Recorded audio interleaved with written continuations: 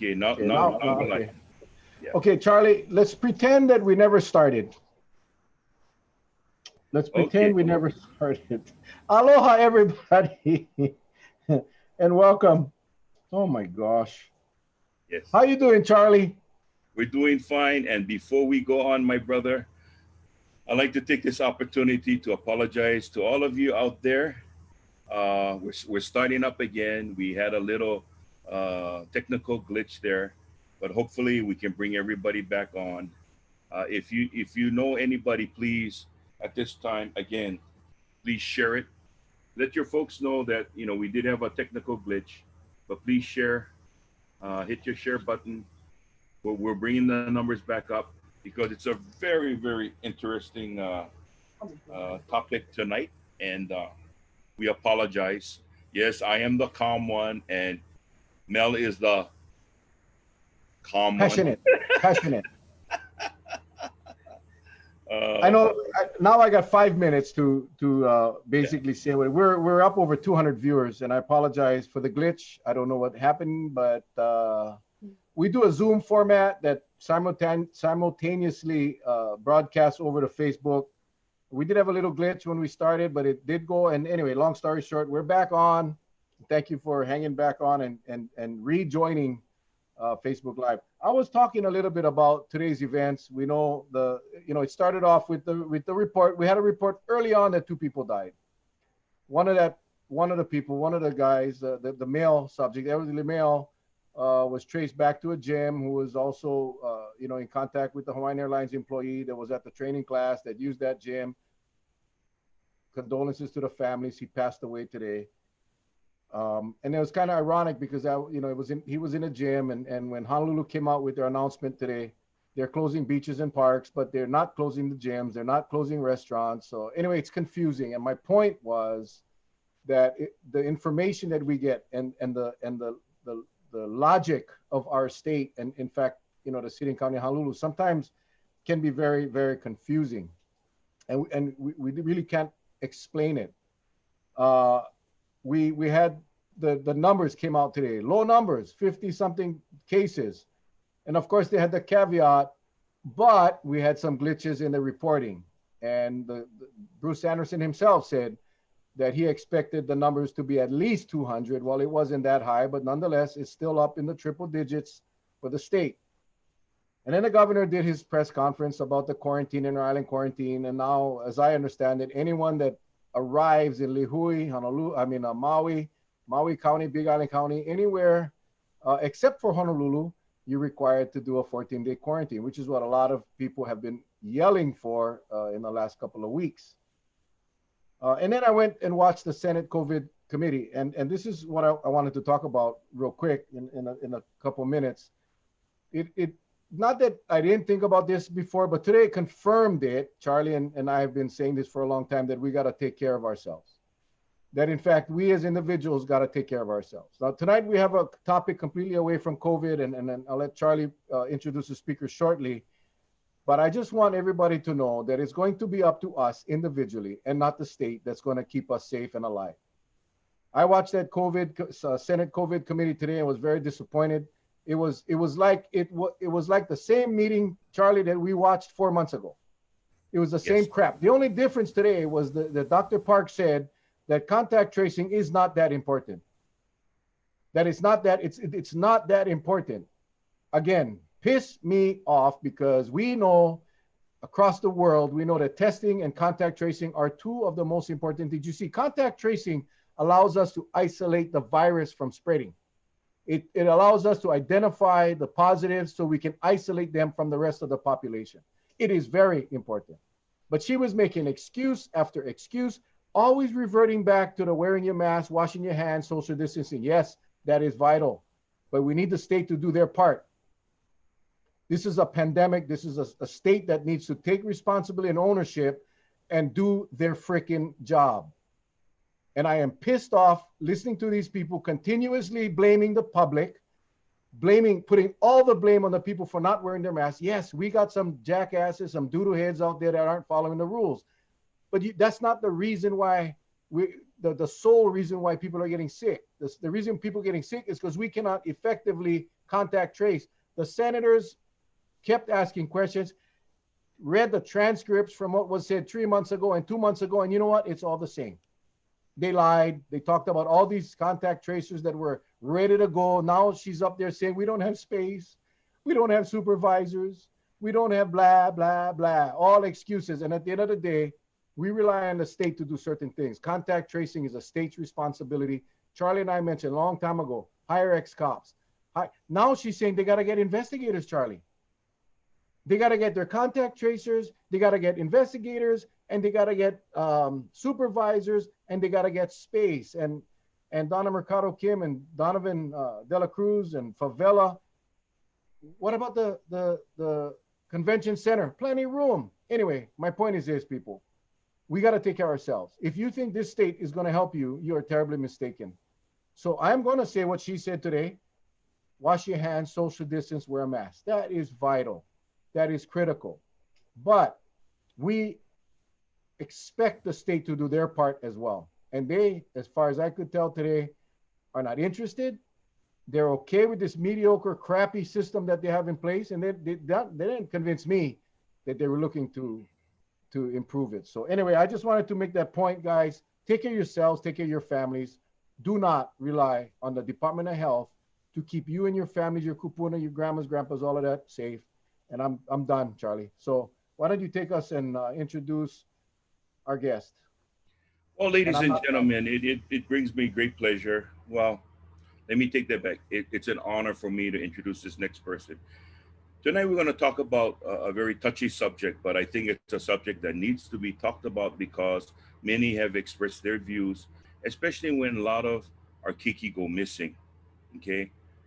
This person, her name is Sonia Gomes, and she at one time was a victim of sex trafficking. And so it's not often we get to have someone who actually lived the life, lived the fear, and is left with a scar, but she is willing to tell her story. She has amassed a group of individuals that sign wave all over the island of Oahu, and they're bringing the word to the public that this problem is really a pandemic in and of itself, and it is real.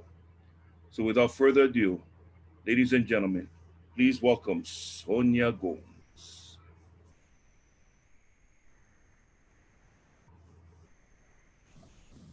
There she is. Aloha. She's hooking up audio. Hi, Sonia. Hi. Okay, you're live. You are Wow. live. Okay. Sonia, thank you very much for joining us. Sure. We appreciate you. We did speak. This is the first time we've ever done this where we spoke to a guest beforehand. We just more for the technical part of it, but I just want to say from myself and from all of us here on Kauai, thank you for stepping up, stepping forward, and sharing. And that's all I'm going to say because I don't want to take your time. And thank you, Charlie, for finding this amazing, courageous person. Well, the format is yours, Sonia. So why don't you tell the viewing audience, give them your name, give them a little background, and what you're really doing now. Okay. I'm Sonia Gomes. I reside in Nanakuli, so I'm from Oahu. Wow, this is so much easier when I do this on my own.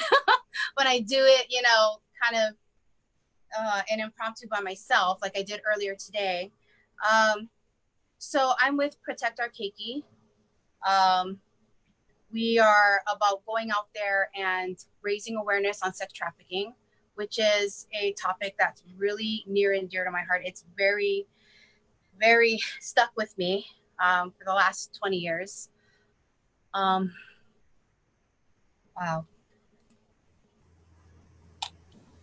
I shared something earlier today, and so I guess,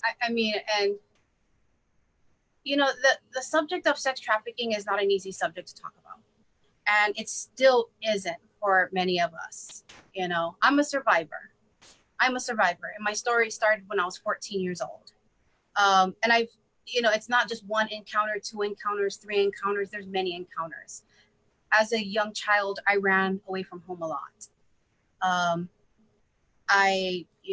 And out on the streets and stuff, you will encounter many different types of people. Some are pretty good, and then there are some that, you think are good, but, experience will show us different.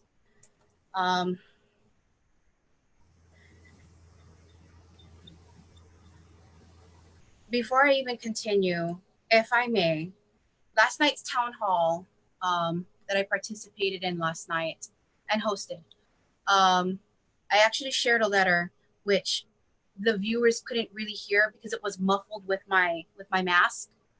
And if you guys don't mind, would it be okay for me to share it here? Sure, go right ahead. Go right ahead.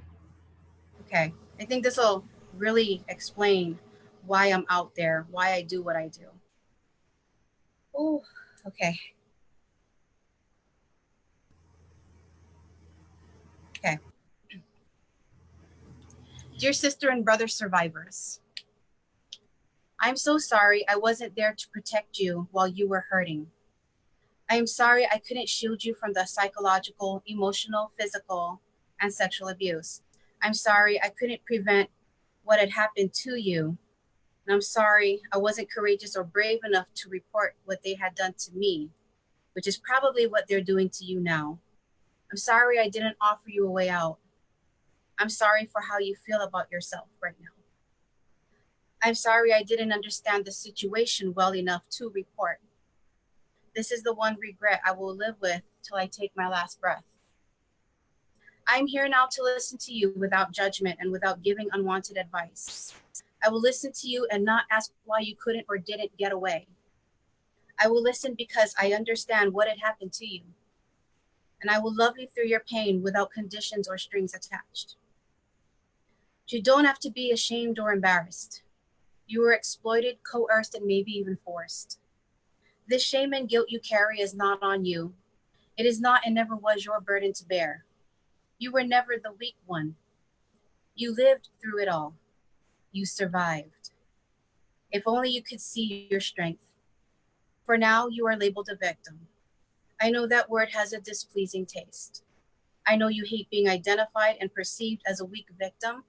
I hate that word too. But you don't have to stay a victim forever. I promise the light becomes brighter and brighter as time passes and you can heal. Although you may never get over this, but you can learn to live with it and become strengthened as you learn to accept yourself and learn to love yourself again. You are a survivor. You're strong enough to overcome this dark part of your life. You can thrive. You can create and enjoy a better life. You can get married to a wonderful and supportive, loving mate. You can become a loving and caring parent. You can foster good friendships. You can be a very loyal friend. You can even become a mentor. You can be alive and be human again. And I can say this with certainty and conviction because I am you. I wrote that letter 2 years ago.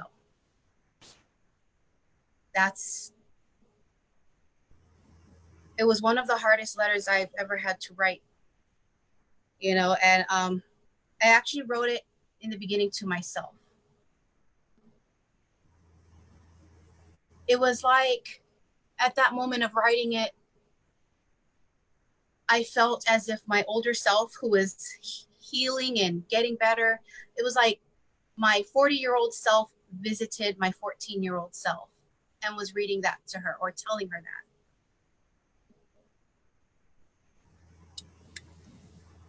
It's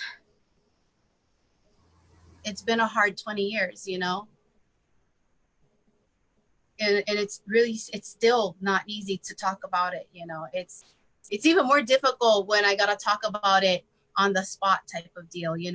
It's one thing when I feel good to do it and I'll do it, and I do it on my own. It's more difficult doing it during an interview and with viewers. So please bear with me. And I apologize if I look like a deer in headlights or if I look afraid. Believe me, it's not easy to do this on I don't want to say on command, but yeah, on command. It's really difficult. Why don't we do this, Sonia? Let Go ahead. give you a time to kind of, catch your breath. First of Thanks. all, I'd like to say how I'm impressed with that letter. I could feel you really. There's a majority of us that's watching tonight. We've never gone through what you went through, and so that's why we are here standing with you to understand. And this is not a phenomenon, but it seems like the occurrence is even more now than ever before. And I think there are a lot of people concerned because why? Number one, a lot of people watching tonight are parents. They have children. Number two, things may be great, some may not be great in the household. So what happens then, they kind of want to know what maybe can give them some tips on what kind of cues that might be a start, what to watch for. Because I know when there's trouble in the household, a lot of times the children, the child will act out certain behaviors, and it's a lot of times it's spotted in schools. Like a counselor will see it, but maybe the parent may not see it. So I think there's people out here watching that will kind of want to know that. But Well, and first, Sonia, if I may, real quick, and go ahead. I was talking to a friend just before the show, and I told him, you got to watch tonight's show because we have a survivor of child sex trafficking right here in Hawaii, and he said, well, where's she from? I said, from Honolulu. No, but where was she from before that? What do you mean? No, she's from Honolulu. Oh, really? Yeah. I think there's a misconception by many people that sex trafficking is bringing girls in from other countries, from Korean bars. They bring all these girls in to Hawaii or to America, and they bring them in on the condition that they perform sexual acts or whatever the case may be. But sex trafficking is much more than that. And if you can explain to us, for most of us out here that may not understand child sex trafficking, especially here as it relates to us locally in Hawaii. Maybe you can touch on that a little bit, and then go right into what Charlie was talking about as far as the signs and symptoms and so forth. Okay. First of all, I actually come from a non-abusive home, and I have to set that record straight. I definitely have to, because a lot of survivors, and they come from really broken homes, like really broken. A lot of them, and a lot of stories I've been hearing a lot of lately, are of survivors who come from homes where all the trafficking started in the first place, was in their own homes. Yeah, that's one of the myths. Everybody thinks it doesn't happen in our home, not in our hometown, not auntie, not uncle, not mom, not dad. That's a huge myth, and we're lying to ourselves, and we're not even getting to the root of the problem if we're not going to really see that, if we're not going to look at that. So firstly, my home wasn't really a bad home. I have two parents who divorced, both remarried, and I didn't like home. I just didn't like home. Okay, I didn't like who they married. I didn't like their significant other. I didn't like the change of the dynamics in my home. There was just a lot of things I didn't like. I didn't feel comfortable. I didn't feel loved. I didn't feel accepted. I stayed in my room most of my time, hermiting in there. I wouldn't come out to watch TV with the family. I just wouldn't talk to anybody. If I walked in the door, I went straight to the room. I never even felt comfortable to sit at the dinner table to eat. That's how uncomfortable it was in my parents' home. Now, please note, I am really, I have a really good relationship with both my parents. Okay, I'm not really, angry or I don't have hatred for them. But as a teenager, it's hard to understand when your life totally changes. Everything that you once knew is broken. It's gone. It's like, my mom left. I stayed with my dad most of the time. My dad worked a lot. He was in the military, and he was also working civil service for the military after he retired.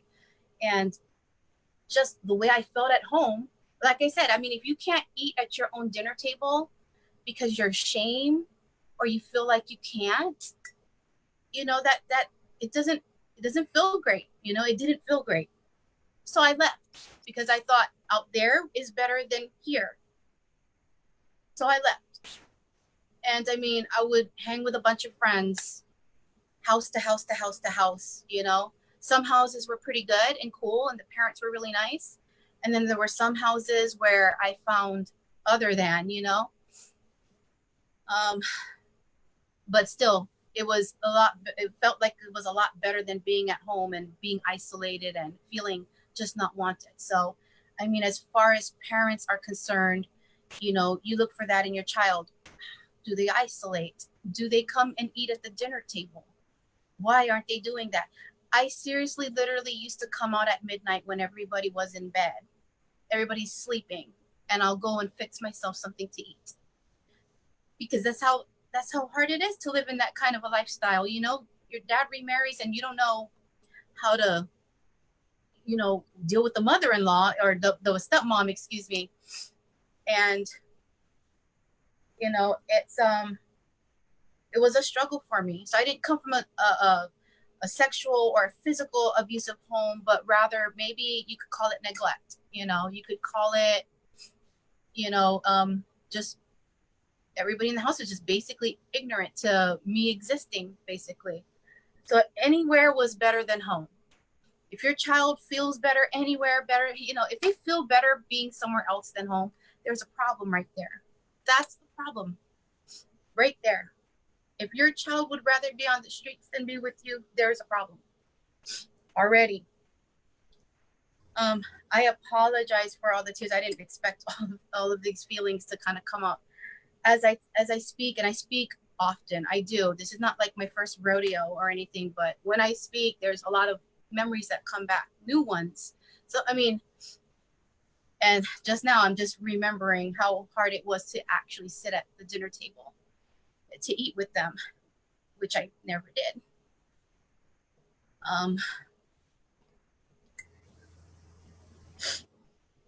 Sorry.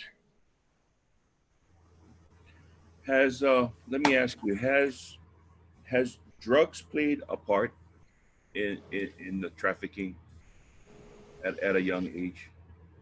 Well, I was a pothead when I was a kid. I was. I mean, because it was just easier to be high than to deal with the realities of what's going on at your home. You know, it was, I would. Okay. I apologize for that. I think my phone just kind of went crazy.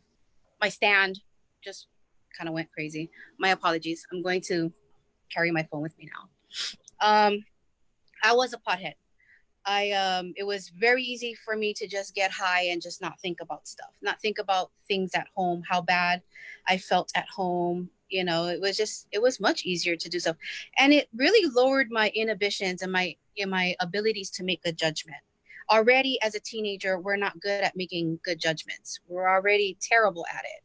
And as a matter of fact, scientifically, if I may say, our prefrontal lobe is not even fully developed. This is the area of the brain which helps us make good decisions, which is why if you guys have car insurance, you guys know that under the age of 25, you're paying very high premiums. It's because this is not developed until about the age of 25.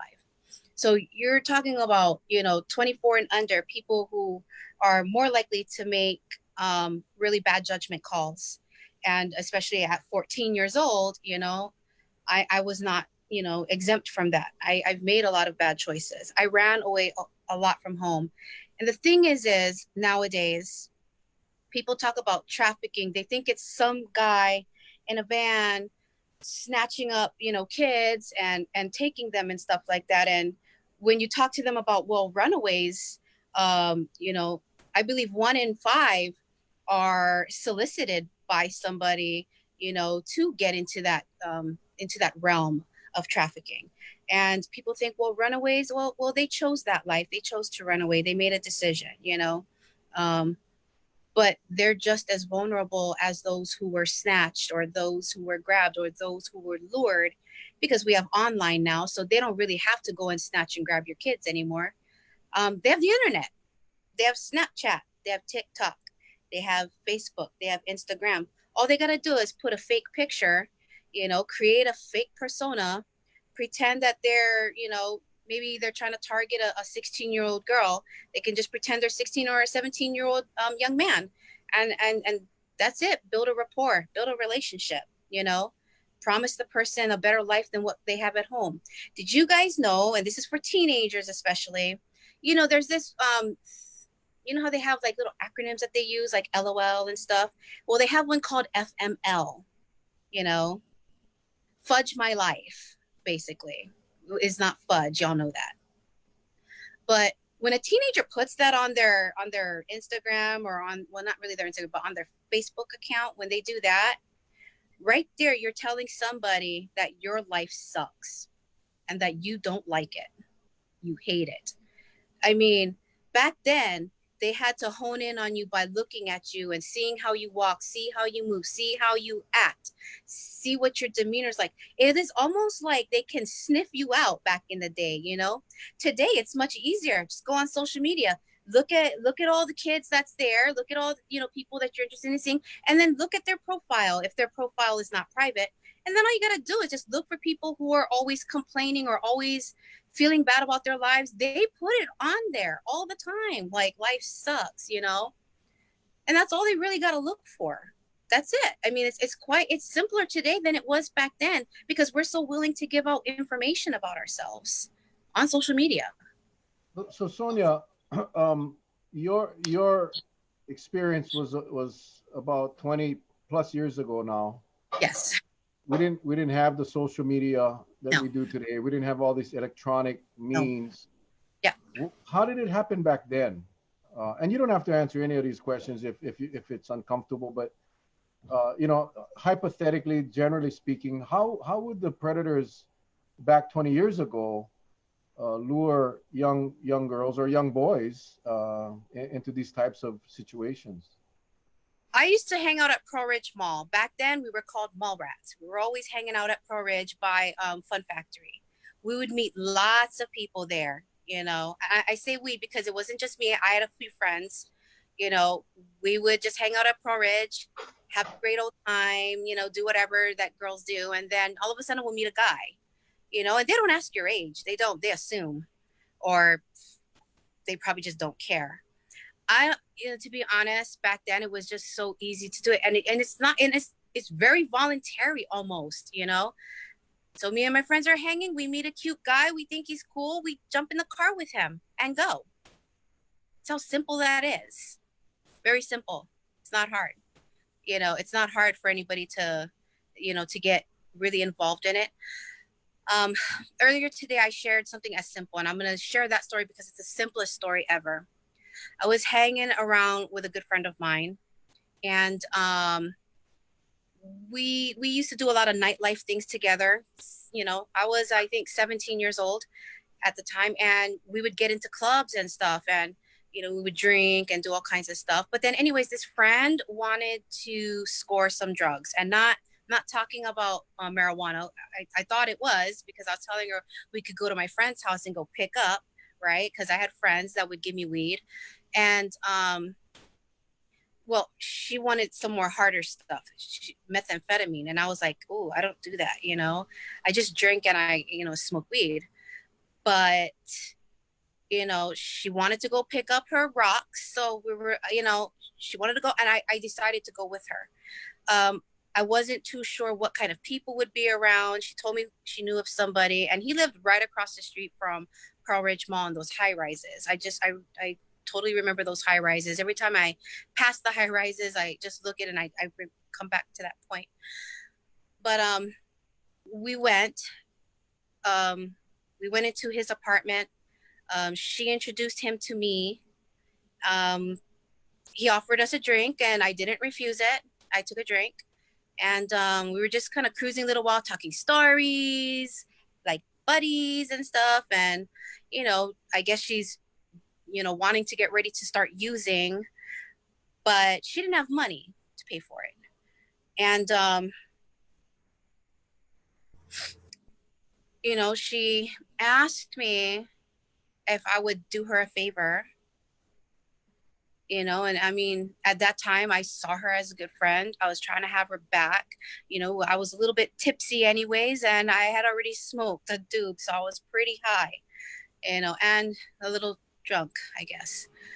But all I remember was I can still, you know, yeah, it's, I can still picture him, and I can still picture what I did to score her drugs. Now, back then, you know, the terminology of trafficking and getting, you know, really into it and interpreting it and analyzing it, that wasn't a big thing back then, you know. But now that I think about it, you know, that night, two people trafficked me. Two, my friend, because for her to score what she wanted, I used my body to perform a sex act with somebody I would have never done for, you know. You know, she accepted me, and I think that's why I did it, you know. Like I said, I wasn't really accepted much at home. So because, you know, she said the right things to me, you know, girl, you're my buddy, you're my best friend. What would I do without you? Oh my gosh, you know, the hyping up and the making me happy and making me feel like I'm wanted, you know. So I do, I mean, I that was the first experience. That was the first time I've done that for, you know, a friend, and realized that, you know, at the same time, two people had trafficked me that day, that evening. And then she was my friend. She was supposed to be my good friend. I went with her to make sure she was safe. I was trying to do her a solid. I was trying to like take care of her and be a friend that I thought I would. I mean, geez, I don't.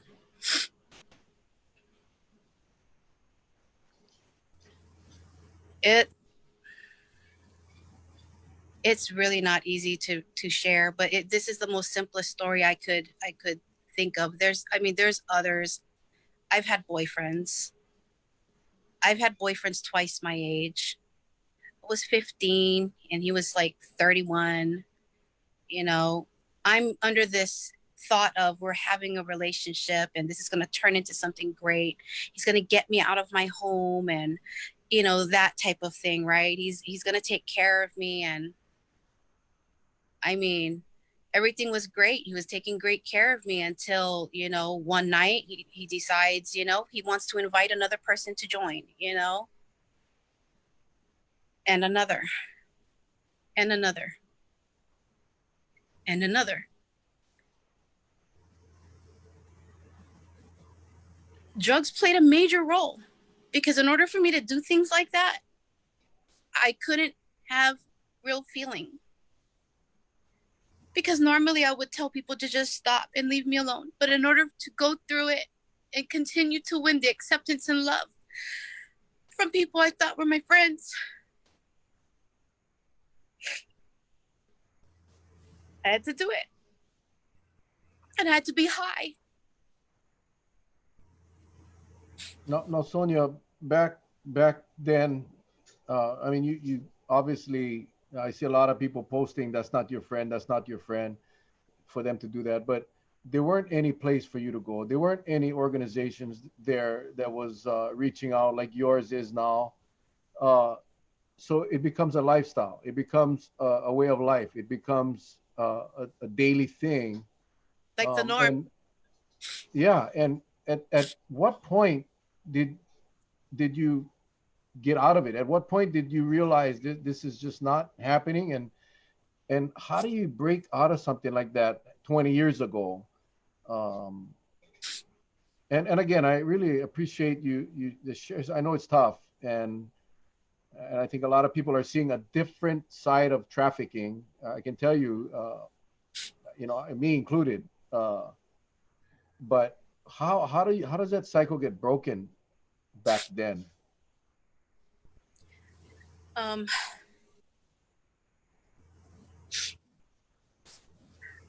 I got pregnant.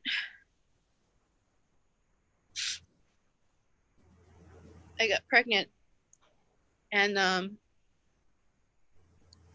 I realized that I had to get out of it. I realized I can't be pregnant and bring a baby into what I was doing, you know, the constantly getting high and constantly doing what I was doing. I didn't grow up with that, you know. My parents were not drug addicts. So I didn't grow up that kind of life. I had a pretty decent life as a kid, you know. And I figured for my child, I wanted the same. But I knew it wasn't going to happen if I kept on hanging with the people I'm hanging with and going or frequenting the places I have frequented. I knew I had to make a change. And so what I did was I went And back. how old are you at this point? How old were you, Sonia? I got pregnant at 18. I was living a real reckless life, I guess you could say. You know, running around and doing whatever with whoever. I mean, I wasn't locked up in a, you know, the funny thing is when I think about my life, you know, it's not what people paint on social media. Like the girl with the hands tied up. My hands were never tied up. The girl with the hand over the mouth. Nobody ever duct taped my mouth or gagged me or anything. All they had to do was tell me they loved me. That's it. That's all they had to do. As hard as it is to say, because I know everybody expects you to be tied up and expects you to be bound and expects you to be whipped and, you know, slapped or pimped or anything of the sorts, but it wasn't like that. It wasn't like that for me.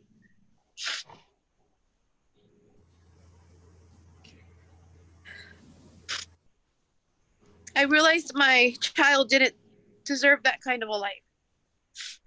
And so I stopped associating with the people that surrounded. That I left the island actually. I left the island. Did you have like real friends that you were able to talk to? Did you have anyone that you were able to confide in that helped you break away from this, or were you just alone? You see, the funny thing about when you're a kid is you don't want anybody to think you are. You really don't. You're not. No, you don't talk. You don't talk. Back then, you didn't talk. Nobody talked. You just lived with it and you just dealt with it. Then you just got high and high and high. As high as you could. I just realized that, I mean, I don't know, to be honest. I think just one night I just got sick of it. And while knowing I was pregnant, I couldn't do this lifestyle anymore. I couldn't do it. I couldn't keep going out and running away. I left Hawaii. I went to my mom. I never told her anything, but I went to my mom. I went to live with her for a while. I told her I was pregnant and I told her I was alone and that I wasn't going back to my dad's house because my dad was here and my mother was in Guam. And so I left the island. I left the island for a while. I had to change my location basically to get out of it. I had to just tell my mom I was pregnant. I think that pregnancy really saved me. I believe it did.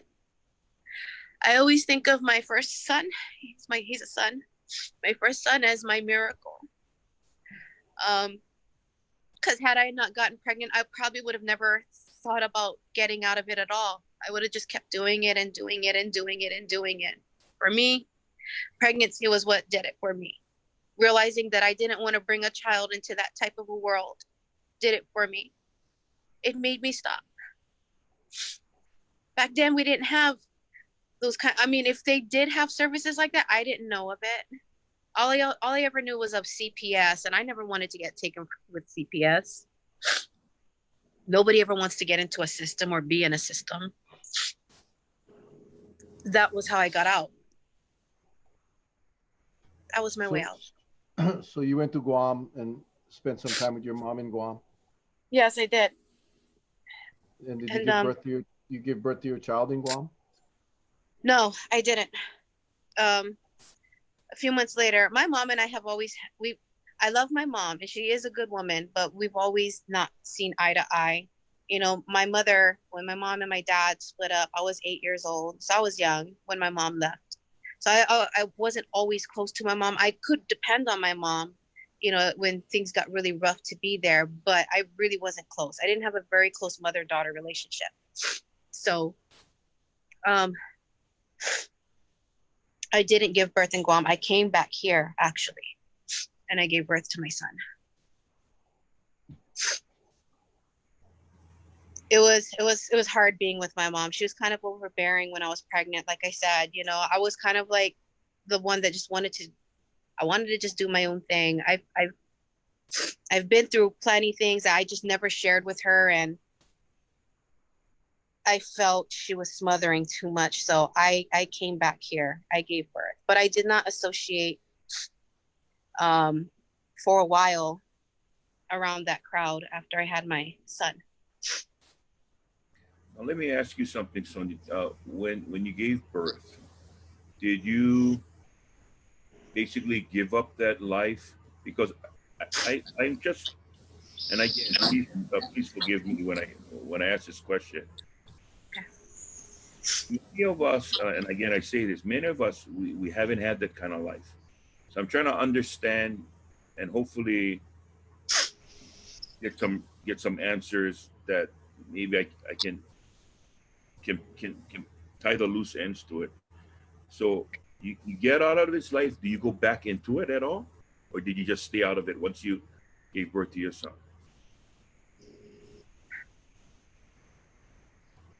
Okay, so I had my first child. I had my second child at 20. And then my husband at the time, so I did get married for a very, very brief time. Very, very brief. But my husband and I at the time, we weren't doing too well. We were fighting constantly all the time. I had trust issues, you know, I really did. Like he was there, but I just didn't have a good relationship with him.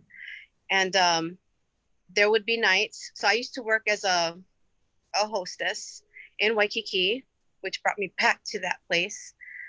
But I mean, it was the only job that called me to, you know, or the only employer that would call me to come to work. So I decided, okay, I'll go to work there, even though I really don't like Waikiki. I still don't like Waikiki, but especially the banyan. I don't like the banyan. But I got off work one day, and I was 21 at that time. I got off work, and because as a hostess, you have to dress really, really nice, like really nice, you know, with the heels and everything. I've had, you know, I've had someone, you know, proposition me, come to me, you know, this last one was, you know, at the time, you know, when you're young and you want to be something, you know. At the time, I was thinking, you know, model, actress, singer, or something, you know, because, you know, I do like to sing every now and then, and I did like drama club. So, I mean, being a star is kind of like a lot of girls, you know, dreams back in the day, you know. So I was approached by someone who pretty much told me, you know, you're really beautiful, you're really gorgeous, you have a really nice figure, you could, you know, you could model, you could do this, why don't we take pictures, why don't we do that, you know. But there are some things you got to do in order to get the gig, in order to get in, you know. And he took me to a strip club.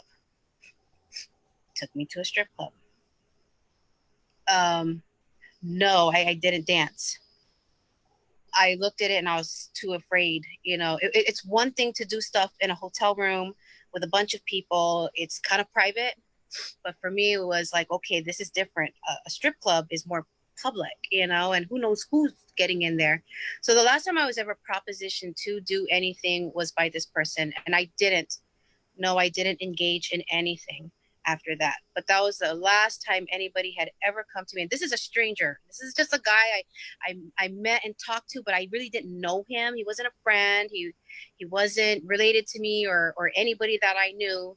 Just some guy I always saw when I got off work, and I would talk story with him, and you know, somewhat have an acquaintanceship, I would say, because he wasn't even a friend, an acquaintanceship. And you know, when he took me to that club and you know told me, I was kind of like, no, okay.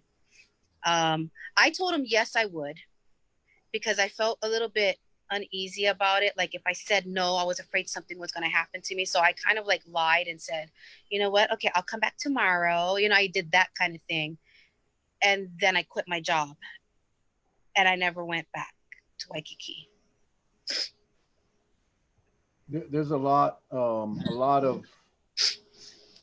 well, I guess it's a scam. I mean, a lot of people portray themselves as model or talent scouts, you know, photographers. Yeah. And I know a lot of, and we know, Charlie and I both former cops, and we hear about those stories, read about them, you know, till today, where a lot of young women, young boys get lured into this, you know, this dream of being famous, and something what you just talked about. And a lot of these kids they can't get out, and they are escorted or taken to a room, you know, made to do a lot of bad things. And like you said earlier, what happened 20 years ago is no different today. Who do you tell? Who, you know, if you come from a home that, you know, you don't have that open communication, who do you tell what just happened to you?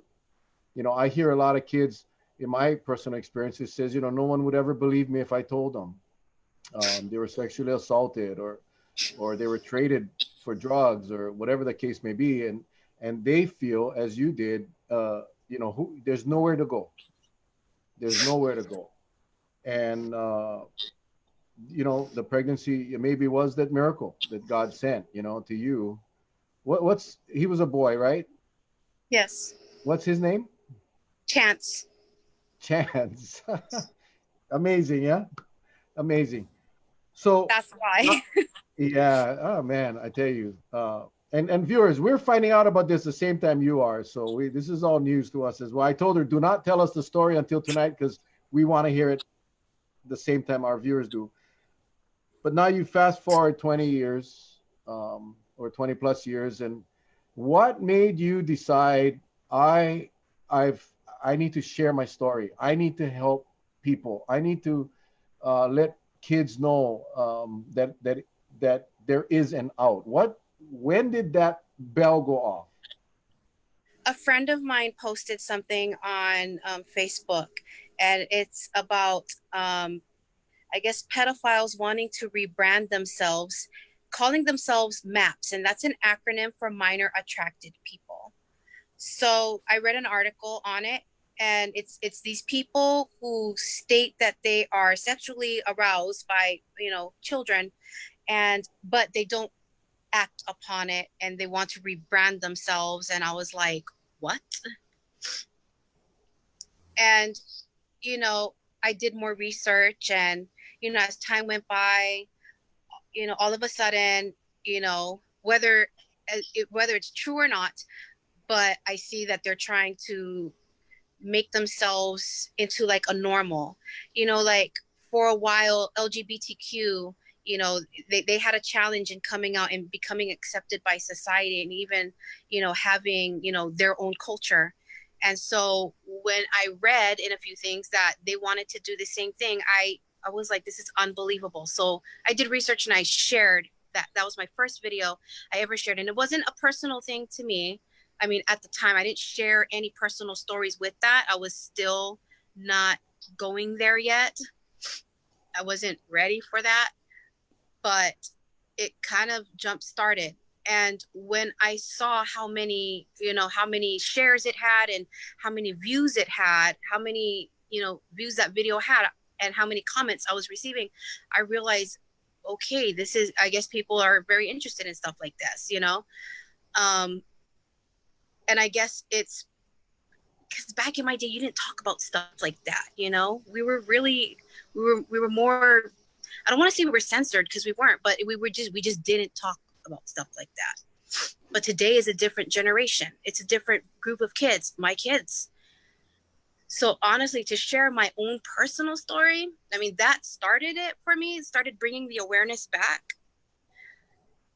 But I started because I look at my family. I have a really good family. I really do. I have a great husband. I have great kids. I have 6 of them, you know, 2 from my first marriage and 4 from the remainder from my current marriage. But my kids have never run away from home. My kids are really good kids. You know, we have a bond, we have a trust. You know, for example, like if right now my child really needed me, I would totally get off this and I would go to my kids. That's how important they are to me. I realize how unimportant I felt I was in my own family that I came from was not how my kids were going to feel in their household. And I realized, you know, I needed, you know, as much as the Lord let me keep my kids safe, you know, there's many other families who don't have that fortune. There are many families tonight that are sleeping without their kids. They don't know where their kids are. A lot of them don't even report their kids missing. They just pass a flyer and a picture all over Facebook in hopes that somebody will say, hey, yes, I saw your child.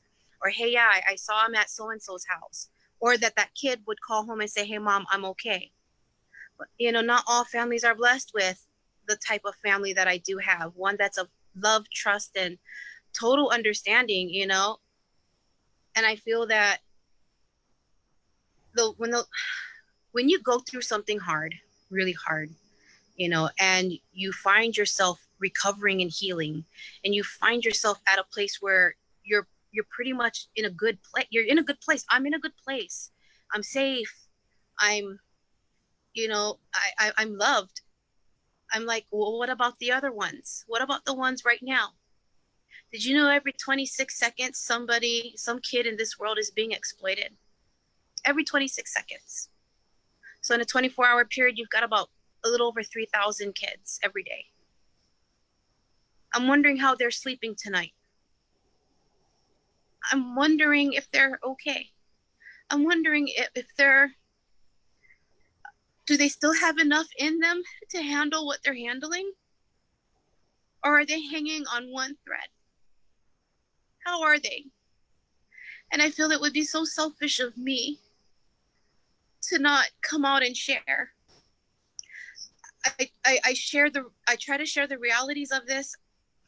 I try to share what I've learned from this so that when I became a parent, which I am, that I wouldn't repeat the same mistakes, that I could keep my kids safe, that I could make sure my kids understood how much I love them and how valuable they are to me, so that they wouldn't have to look for this value and love from somebody else, somebody who may not have good intentions with them. But I share it often on my Facebook. What kind of tips can we, you know, I'm looking at the time, but I do want to get to some really strong tips that the viewers can take away from tonight. What kind of Okay. tips can you share with them? You know, and again, this doesn't only apply to girls, it applies to boys, it applies to it basically can apply to any age. Yes. What kind of tips can we give? Right now we're concentrating on the parents and our youths, our Keiki. What kind of tips can you what kind of tips can you give them to, you know, start to be really on the lookout? And not only that, but if someone like me, if I was driving down Waianae or by Pro Ridge and I see something that just kind of didn't look right, what should I be looking for to, um, you know, to maybe help a situation? Um, I would actually look at the nature of the relationship between the two people. So, for example, let's say there was a boy and an older man, and they're together. you know, and they're walking and talking, and maybe you run into them and you say hi, you just say hi or something. I mean, you can really look at their face, you know, if they really want to be there or not. The face doesn't lie. It really doesn't. um I mean, if you're happy about something, you're happy. If you're not happy about something, you're not happy, and it shows, you know. A lot of times, and this is what a friend of mine who works in the airlines tells me, because, you know, sometimes trafficking does happen with transporting over flights and things of that sort. It's not always the case here in Hawaii, and it's not always what it looks like here. But, you know, you got to be able to like read the person's face. They tell you to like really read the kid. Ask the child. I mean, if you suspect something's wrong, ask the child if they're okay, and ask them in front of that adult. See how the adult reacts. If the adult answers for the kid, doesn't let the kid talk, you're probably onto something. You probably are, because they don't talk. They don't talk. They're not going to tell you help. They're not. Like, you know, I know sometimes we think like, oh, well, there's other people. Why don't they ask for help right then and there? Because they're already groomed. You know, the process of grooming, I mean, it's building a rapport. It's like building a friendship, you know, and the perpetrator builds this trust with these kids, with these people. It's a uncanny type of trust, but there is a trust, and the kid is not gonna yell help, you know, help, I'm being trafficked. They probably don't even know what it is, you know, they probably don't understand it either. So I mean, really, like, for me, I always talk about reporting. One of the things we lack is reporting. We see something, we're not saying something, and we're not reporting it. We're just letting it go. You know, look at the child that's withdrawn. Look at the child that has no interest in life. Look at the child with the blank face. And I'm not talking about a sad face. I'm talking about a very stoic face. Hey, they have no feeling, none whatsoever. You could be telling a joke and they won't laugh. They won't even find interest in it. It's not funny. You know, they're really not that mad either. They're not sad. They're not angry. They just have that blank. I think that's what I look like a lot of times. You know, my kids remind me every now and then, Mom, you look like you. They're like, Mom, how are you feeling? They'll ask me because I have this face that just rests. It doesn't say a thing, really. It's really blank. That's because they're not allowed to have feelings. They don't allow themselves to. You can't have feelings and go through this. You just can't. And I'm sure that there's many triggers out there that for you and for survivors of these types of incidents, that certain things, like you mentioned, the smells of certain places, and you know, you see the towers, the banyan, certain triggers that will probably bring on that face, and the kids recognize, you know, sometimes the kids are better at recognizing those subtle changes than adults do of their children. And Sure. It takes communication, Mel. yeah, and you know, that's why I'm so excited for your organization. I'm really happy about Protect Your Keiki. You know, one of the problems, and I noticed someone posted on this, and I'm glad he brought it up, is that oftentimes these people will use, they will, you as Sonia, you're for whatever reason, however it happened, you become a partner or a friend or whatever of this trafficker. We'll call them what it is, and you, in the beginning stages, you have this trust. You feel that they're filling a void in you that you couldn't get at home. Whatever, I'm just generalizing right here. But then they use you to go out and recruit others. They use you to bring your friends. You know, you talked about that horrific experience you had with your friend and your boyfriend at the time. And we got to be cognizant of that in fact, if we, you know, we think or we suspect, it's okay to ask. As parents, as adults, it is okay to ask the child if everything is okay. And Yeah. and I think a lot of adults just don't know what to do. So your organization now is out there, and someone asked me today, oh, is that the group that had a big sign holding event on the Big Island? So you've been across the state, correct? It actually started in the Big Island. It started with Lopaka Miliora. And he started with a big Father's Day event at the Hilo Bayfront, that soccer field area. Yeah, it started there. And I had, at the time he started the movement and the sign waving there, I was already sharing my story little by little, little by little. And when I saw his event, I said, wow, this is awesome. I think I commented on his thing, on his post, and I said, hey, this is great. You're doing good things, this and that. And, you know, I don't remember the exact words I used, and I didn't even look at that post to see what I did say to him, but I'm sure I said something to the effect of what he's doing and what I'm doing and it being similar. So because he sent me a message on Messenger and said, hey, can you call me or you know, contact me. Actually, he said contact me. So I did and introduced myself to him, and we talked, and or we exchanged messages. He's telling me what he's doing. He asked me, you know, I noticed you go live and I noticed you share your story. Would you mind sharing what I do, you know, my events, when you do your stories? And I said, okay, yeah, fine, I'll do that. Why not? You know, I figure if I'm going to give out information and share with people, you know, how things happen, how this happens, how it can happen, and things of that sort, I might as well give them a place where they can go, you know? So I do. I promote him and I promote his event. And then sometime during his event, he goes live. He sends out a call to Oahu to undertake it. He says, this is what I've been doing in my area. This is, you know, and he's been doing lists and lists of missing kids, looking up what's valid, what's not valid, what's, you know, what's expired, what's not expired, because the lists were just all over the place, mumble jumbled. But anyways, he calls out to Oahu to do it. And I'm in the beginning thinking, should I, shouldn't I? I get a feeling that maybe I should. I'm at a right time of my life. I've always wanted to get into social work anyways, but I wanted to raise my kids first, you know? So I just had this burning like, okay, I think I should, I think I shouldn't. But I have commitment issues. So I'm always afraid to commit to things. So it took me a while, but eventually, you know, you guys know the result because I'm out there doing it all the time. I decided, you know what, it'd be so selfish of me to not do anything about it. Like, even if I share my stories and yes, I'm feeling great that I'm doing it and I'm sort of redeeming myself, because to be honest, I think the hardest part is knowing I didn't report it. Because I didn't report whatever happened to me, I basically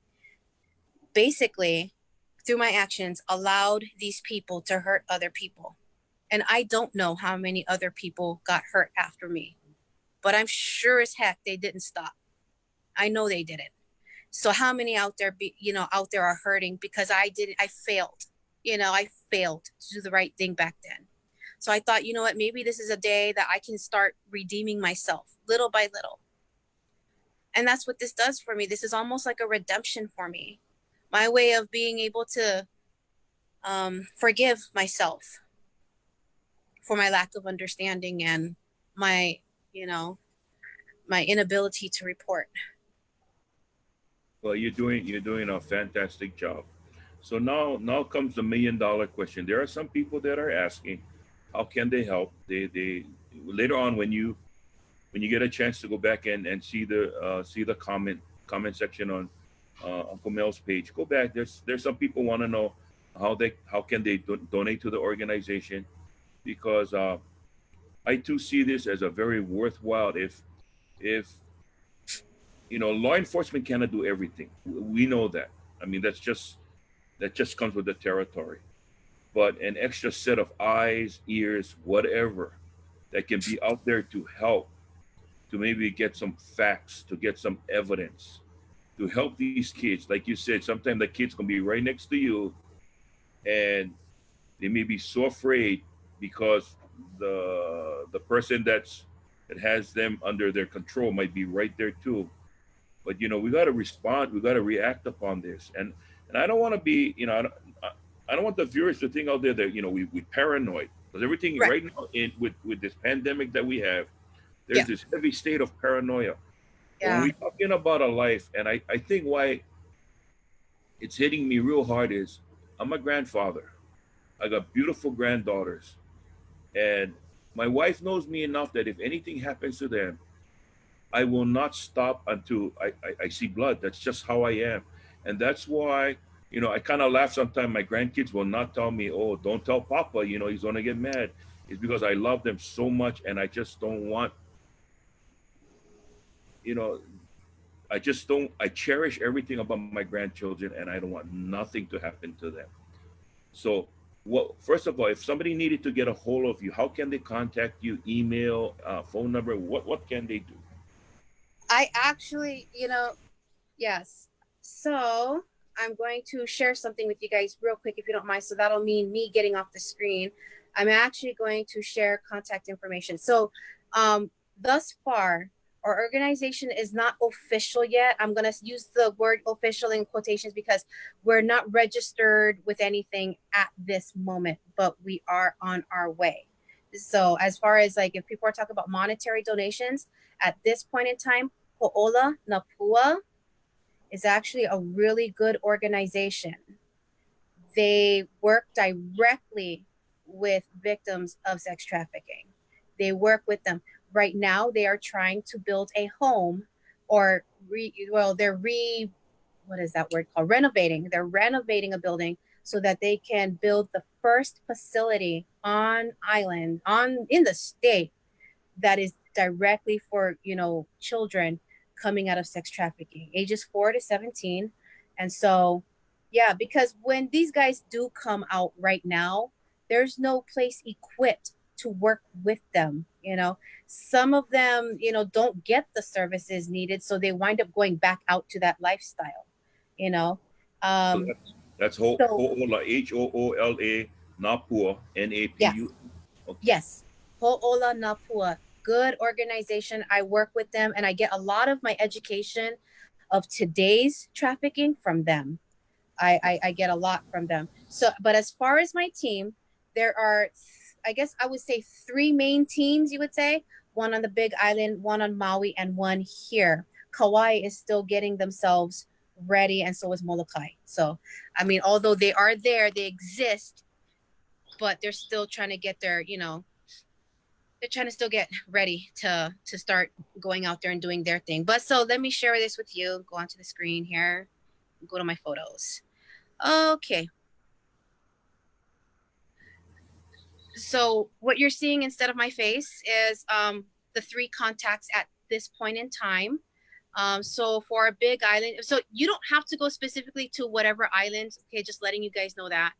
You can reach out to any one of us, whoever you guys are comfortable with. If you know Lopaka, he's a really good guy. And found out recently, or not really recently, but when I first started with him, that he's actually my husband's cousin, so he's fam.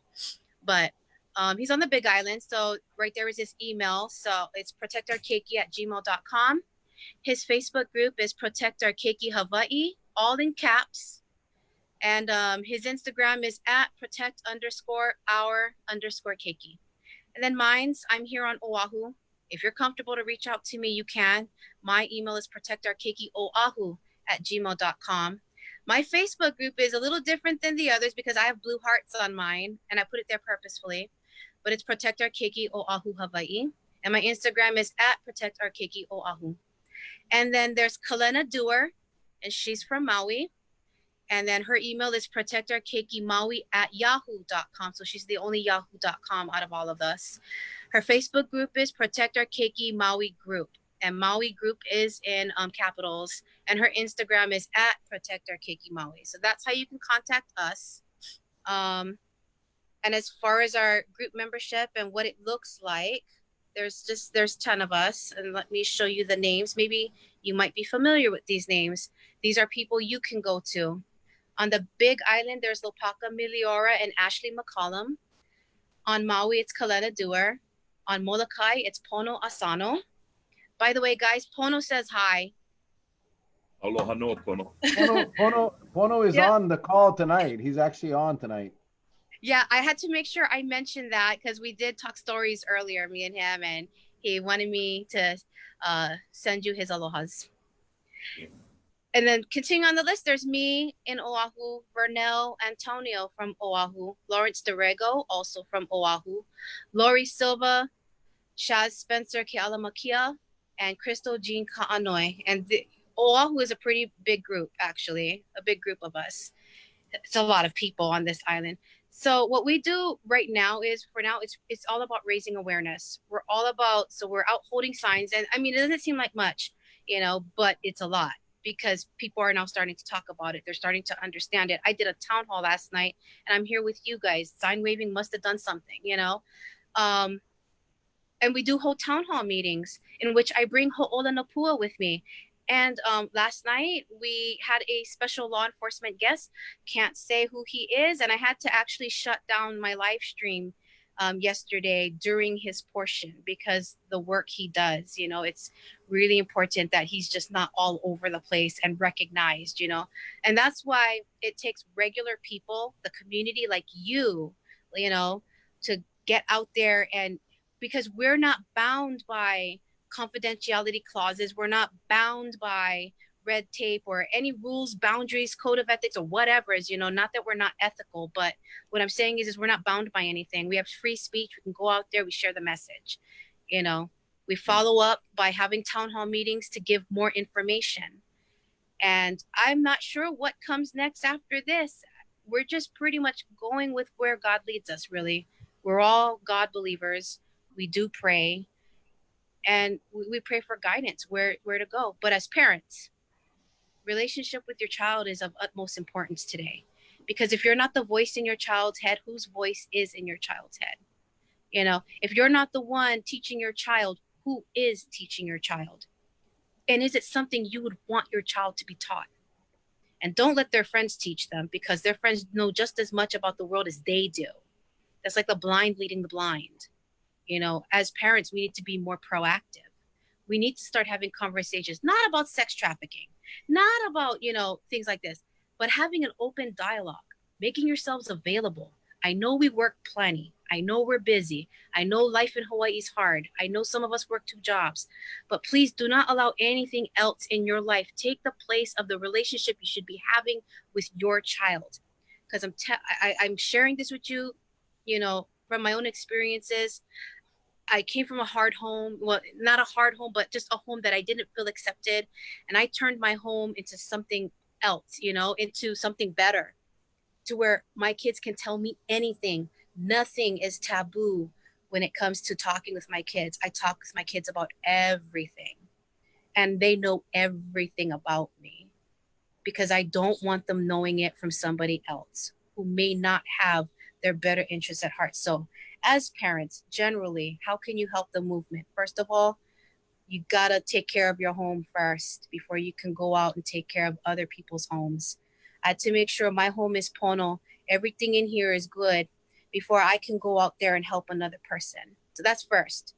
Second, once your home is all good and pono and everybody's all happy and great, and and you decide you want to get out there and do something, the first sign wave event was done, at least on Oahu, was done in Nanakuli by just me and my daughter. Because I had to prove to myself that if I'm going to ask people to go out there and wave sign with me, I better be able to do them alone, I better be able to do them myself. And I did. And I stood out there for 2 hours, like we always do. Stood out there with my daughter for 2 hours with a homemade sign that my other daughter made, held sign. It started like that. It was really simple. It was just, I love the people of Hawaii. I love the keikis. My kids are Hawaiians, I love the culture. I know Hawaii is good people. I don't ever think that whatever stories I share and of these people's character, that I think of this, that all people here in Hawaii are like that. Not at all.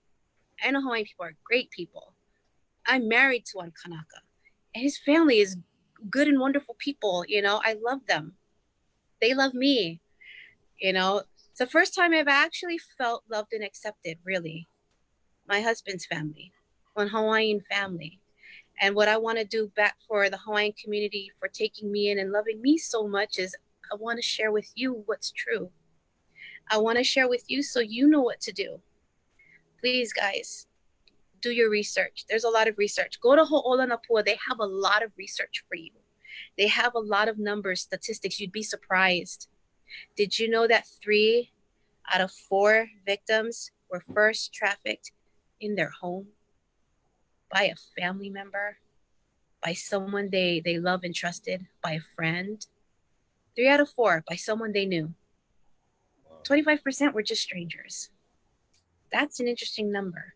69% identified themselves as Hawaiian, Kanaka. That's you guys. That's us. That's some scary numbers, isn't it? Think about it, you know? I believe this was a survey conducted by the Arizona State University, and I think it was 363 people that were surveyed. And that was your numbers. The average age that a child is first trafficked, 11 years old, with the youngest being 4. Somebody shared with us. Yeah, go ahead. No, go ahead. I was just going to share last night's town hall. Someone shared that she was 4 when she was first abused by family members and used that way. I noticed that the home that they were that you work in Ho'ola Napua was 4 to 17. I noticed the age range when you mentioned that, which was kind of startling. But yeah, we again, horrific things happen, and yeah.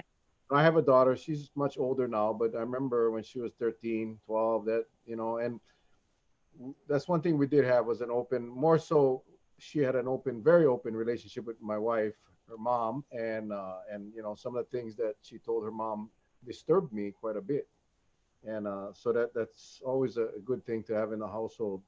Can you send me that graphic of all the phone numbers and the emails and all the different names? I know Lopaka just came on. He was in a meeting, but he just popped on. So mahalo for jumping on, Lopaka, and good job, you guys. But the only thing I saw missing was somebody from Kauai on that list. So we're going to try to recruit you some leader on Kauai that can help organize a Kauai chapter so we can get this thing moving, and such an important topic. There's a lot of, I think you woke a lot of people up. I think you, including myself, with some of the stories. And, I think a lot of people are very concerned and are very willing to help. So if you can message me or email or text me that graphic, I will share it on my page. And then for all of you out there watching, we always ask you to share it. Once the show is done, please share this post. Just share it on your page. And if everybody shares it, get this out. I'm going to put it up on YouTube and share it with law enforcement. I'm going to share it with everybody because I think it's that powerful. Oh man, good stuff, Charlie. Yep. Well, I guess in closing, we're going to give you a word that you want to share with the viewers out there. Sonia? Wow. I actually, I'm super grateful. I have a huge following on Facebook, and they are amazing people. From the bottom of my heart, you guys are the reason I keep going. My team, my Protect Our Keiki team, you guys are always with me 100% everywhere I go. Like, you guys are here with me right now. None of us, interestingly, we have not really met in person, but every time we see each other on the Zoom conference or anything of the sorts, it's like we've been family for so many years. I know God preserved me for a reason, and I know God placed everybody in my life for a reason. I'm grateful. I really am. I'm grateful for the experiences, even though they're harsh and they're hard to live with. They still are, as you could tell. But I wouldn't have it any other way. Seriously, I wouldn't. Because if it weren't me, it could be my keiki. And I think I can settle with this. I'm fine with this. So I just want to send up my mahalos to everybody who has carried me and brought me. Lopaka, you kicked my butt and got me out here. And Diamond, oh gosh, Diamond Garcia has been by my side. He's been, helping me put together, the town hall event over here. That was like all him putting it together. All I did was just show up and bring the crew. But I mean, he does a lot. everybody who sine waves with me out there, who believes in this cause enough to be out there in the sun, in the rain, mahalo. You guys have been a huge blessing.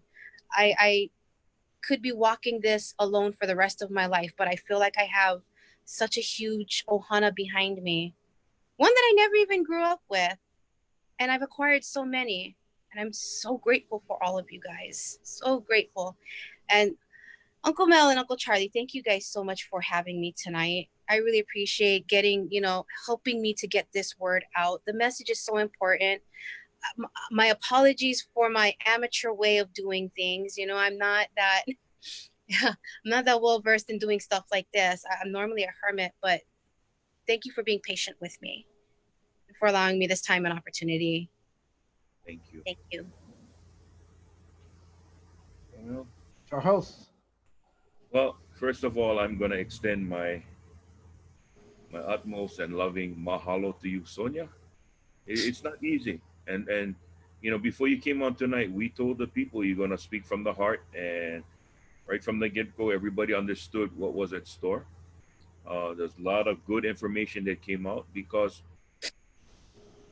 Mel and I, as you know, being retired police officers, when we tell a story from our days on the police department, it's we work the streets, and we're not saying we're experts, but we're confronted with things that, and you can see what happening now. Sometimes innocently, police officers get killed for no reason. But tonight was all about sex trafficking and really taking care of our Kiki. So we want to thank you, Sonia. To our viewers out there, Mel and I, we do what we do. And again, this is not a disclaimer, but this is just, I'm throwing it out to all of you out there. This is the God's honest truth. We try to bring you a subject, a topic that we think will help all. Okay. We are not selfish individuals. But like we said, if whatever was shared tonight can help you, take it, use it. If it can't, then, tomorrow's another day. But what happened tonight is it's not often you'll get someone coming on and sharing their innermost secrets to the point of, and you saw it. Those weren't make believe tears, gang. That was the real deal. So I want to tell all of you that stayed with us tonight, all 200 plus viewers tonight, just on this segment alone, and I'm pretty sure there's many more. Thank you so much from the bottom of my heart, because I'm going to be real honest by saying this was one of the hardest segments that I have conducted. And I don't know about my partner Mel, but this has been a really, really tough one, because everything that was touched upon tonight, I am so glad. But at the same token, when my granddaughters are growing up, it's almost like, Dad, you gotta cut the apron strings, and I really don't know if I can. That's just Charlie Iona. My granddaughters, my baby's gonna always be my babies. What I gonna do? And I don't want to see any of them ever get hurt. So anyway, thank you, gang, out there in viewership land. Mahalo, Mel. Sonia, thank you very much. Thank you to your organization. I know a lot of them are on right now. I recognize the names from the little graphic you had with all the names. I see a bunch of them on here. Apono Asano is a very dear friend of mine. We go back quite a bit. That's kind of unreal that he's on in your group. Yeah, I think tonight was difficult. I think we usually have the three screen like what you're seeing now. You can see the three of us, but I had to go to you because otherwise the people would see me crying, and I didn't want them to see that. They saw that a couple nights ago, and I don't want to see that. I don't want them to think I'm a softie, because I am. Before the show, everyone was saying I looked like I was gonna blow a gasket. I look angry, blah blah blah. I'm not. I'm a very soft guy. But your information was on target. Your information again. Thousands of people will see this. Thousands of people will watch this session tonight, and we'll learn. And I cannot imagine what it was like. Most of us will never be able to understand or imagine what it was like to go through what you went through. It's just not going to happen.